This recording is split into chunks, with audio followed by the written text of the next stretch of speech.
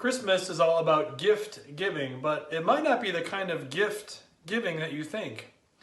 A few years ago, 2,000 underprivileged children gathered at NRG Stadium in Houston, and they were there to unwrap 7,000 gifts. Now, what a special thing. I'll bet the smiles and the looks of joy on their faces were something to see. There was a catch to the gift giving, though. The children had to bring a can of food to donate to a food bank in order for them to receive one of the gifts.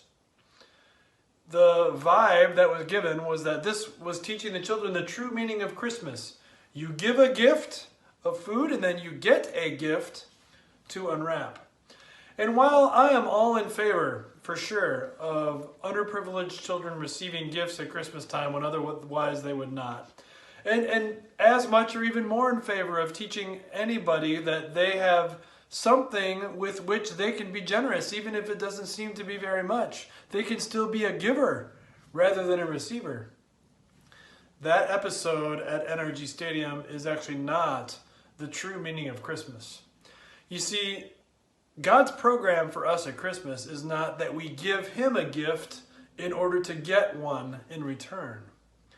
God's program is the program of grace, a one-sided gift that He just decided to give on His own. Here is a verse from Titus that teaches us all about the real meaning of Christmas. For the grace of God has appeared that offers salvation to all people.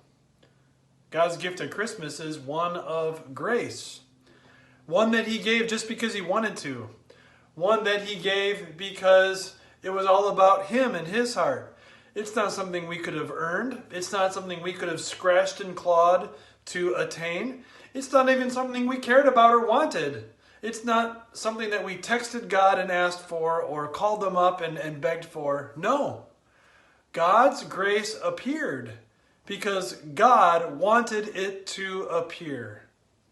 And whether we cared about it or not, didn't change one bit about God's grace appearing for all people. Here's what Martin Luther had to say about God's grace. I think it's very insightful. He said, "Grace is God's pure mercy, that He forgives all sins and covers them up. Grace is never earned, not by any strenuous efforts or zeal, not earned even by the best and the brightest." That first Christmas, God's grace appeared in the dusty town of Bethlehem to poor Mary and Joseph and poor shepherds that were considered trash in the common view of the time.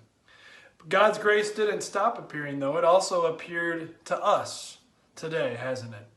Jesus came to bring salvation, rescue that we never could attain, and never forget, it's for all people. That includes you. You simply can never say, God doesn't care about me. He gives His grace to others, but not me. That is a lie from hell. It's not true. And it's also true that God's grace has appeared not just for you, but also for those whom you maybe at first wouldn't wish that it would. Someone who thinks things differently than you, someone who has hurt you in the past, someone who you don't trust. God's grace has appeared for them as well. Think about how God's grace has appeared to you even though you didn't earn it or deserve it, even though you didn't ask for it or attain it. And then that will soften the blow when you look at someone else and consider, well, they don't deserve God's grace. They've done nothing to earn God's grace. You can say, well, that applies to me too. And look at someone who you otherwise would be frustrated with and think, if not, but for the grace of God, that might be me.